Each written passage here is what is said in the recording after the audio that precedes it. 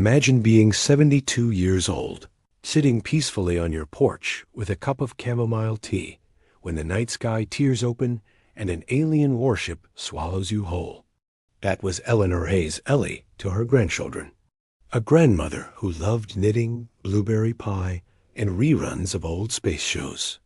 But fate had other plans. Thrown into a cell with a fire-breathing dragon bred for slaughter, Ellie was supposed to die. Instead, she changed the galaxy forever. If you're already hooked by Ellie's unbelievable journey, stick around, because this story only gets wilder. And hey, if you enjoy powerful HFY tales that prove humanity's spirit is tougher than steel, make sure to hit that like button, subscribe for more, and share this video with a friend who loves epic sci-fi storytelling. Let's dive in. Eleanor Hayes never thought her life would end up in a legend.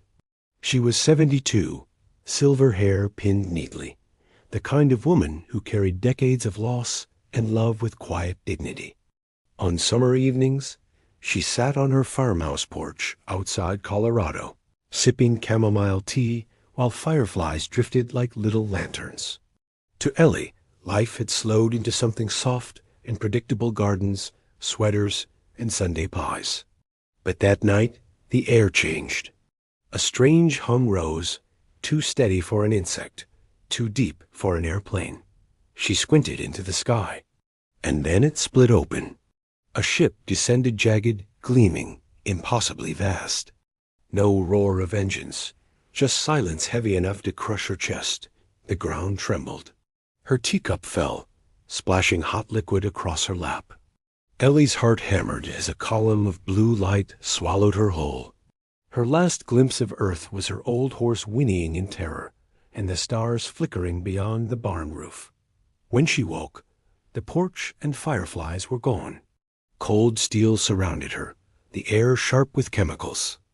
Insectoid shadows moved beyond the bars. The Karzak galactic conquerors had taken her. And for Ellie Hayes, a grandmother from Colorado, the real story was only beginning. The Karzak were not just captors. They were predators, tall, insect-like creatures with glistening green shells and black, unblinking eyes that clicked with every word.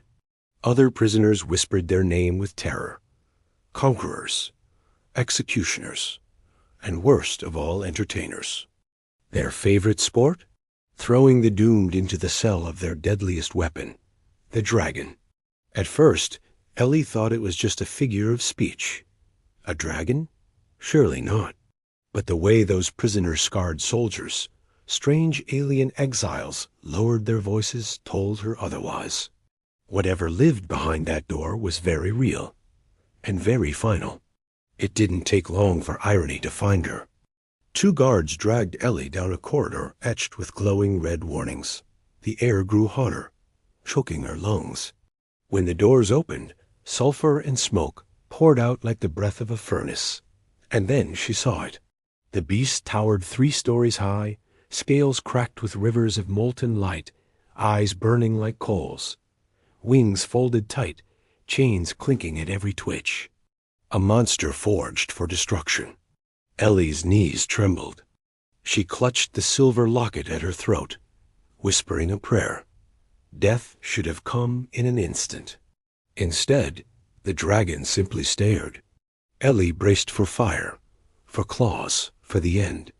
But none came. Instead, the dragon's gaze lingered, curious, almost searching. Its chest rumbled, a sound like distant thunder. Then, clear as thought itself, a voice echoed in her mind. Human, not warrior, not like the others. Ellie gasped. This was no mindless beast. Against every instinct, she steadied her trembling hands. Her late husband's words whispered back to her. Never meet fear with fear. Meet it with calm. Meet it with kindness. So she did something mad. She spoke.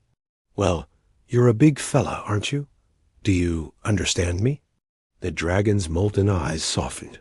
They feed me death. They make me only destruction. But you, smell of earth, of fireflies, of home.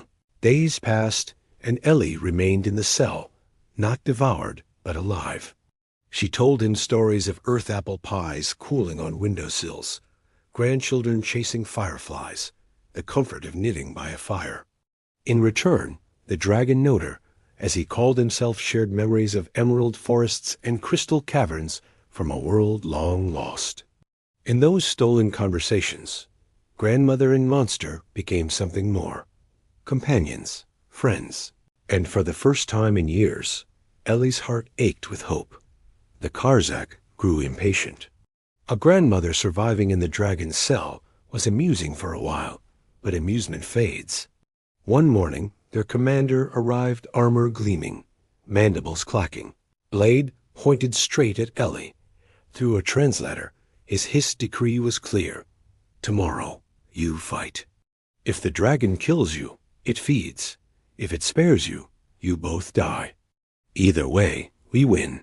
They scrubbed her, dressed her in rags, and tossed her a rusted spear, a weapon in name only. Then came the arena. Tens of thousands of Karzak filled the stands, clicking and stomping, hungry for blood. Chains dragged Noder into the sand, his eyes blazing, wings stretching wide enough to blanket the crowd in shadow. Ellie stood trembling, gripping the spear like a walking stick more than a weapon. The horn sounded. Chains fell. Fire lit Nodar's throat. The mob screamed for slaughter. But Ellie's voice, soft yet steady, cut through the roar. Don't fight me. Fight them. For a heartbeat, the world froze. Then Noder turned not on her, but on the guards. Flame thundered from his jaws, ripping through Karzak ranks. Chaos erupted. Ellie dropped the spear and ran to him. The rebellion had just begun. The arena crumbled under fire and fury. Ellie clung to Nodar's claw as he swept her onto his back, his wings snapping open with a force that shook the stadium. Plasma bolts cut through the air, striking his molten scales, but he roared and burst skyward, shattering the walls in a storm of dust and flame. For the first time in decades, Noder felt the wind on his wings. And for the first time in her life, Ellie was flying.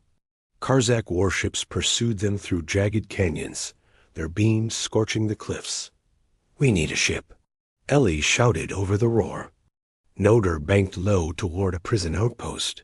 Together, they tore through the gates, unleashing hundreds of captive alien rebels who had nearly lost hope. Ellie, limping but unbroken, helped free them, even lifting a discarded rifle with shaking hands. Rallied by the dragon, the prisoners stormed a transport ship. Noder could not fit inside, but he refused to be left behind, clinging beneath the hull like a shadow of vengeance. As the ship rose, his fire rained upon the Karzak fleet. They broke through the clouds into the stars. Ellie collapsed in the cabin, exhausted, as prisoners bowed. She wasn't prey. She wasn't weak. She was family. And the galaxy would never forget the grandmother who defied a dragon and set it free.